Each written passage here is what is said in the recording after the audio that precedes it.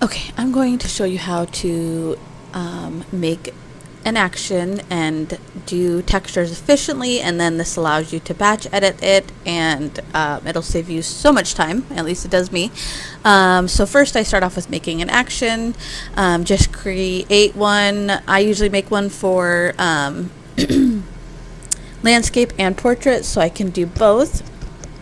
So I've got one started. You won't be able to see it here on the screen, but I do have one started.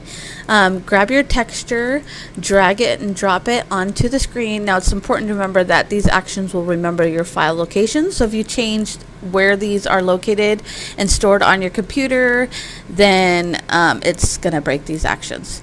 So anyways, so I kind of stretch it off the canvas a little bit, so that way, just in case I've cropped differently in the future on other images, that it still covers the entire image. So once you stretch that, hit OK.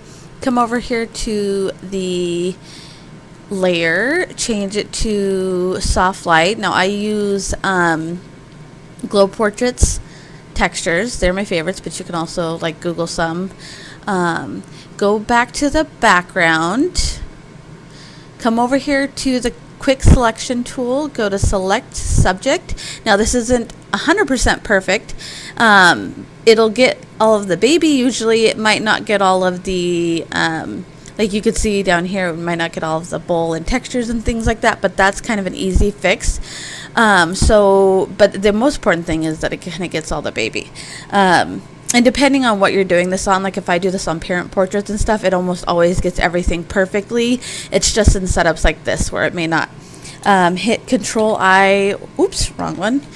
Go back up to the texture layer first. Do add a layer mask.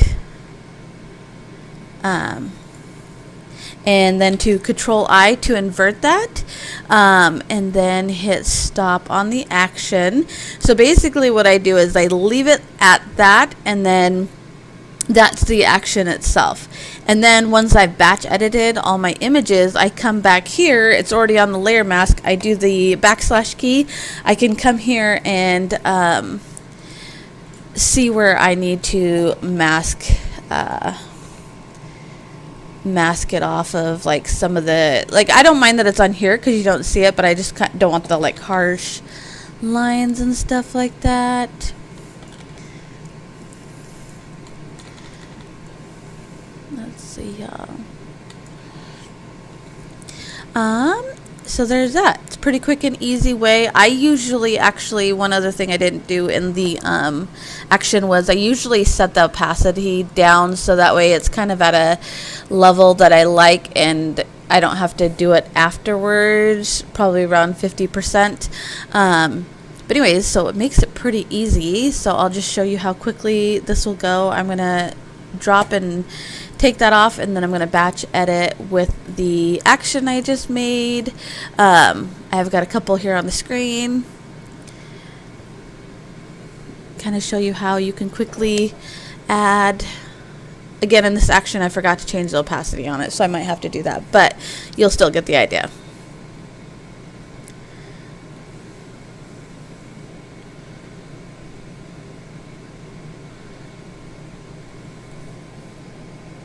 Just waiting for it to finish.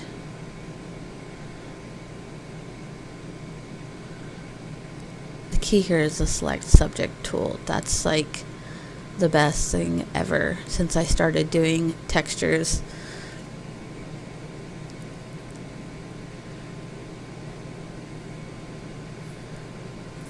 Alright, so it's all done. So now all I have to do is just go through and just clean it up really quick.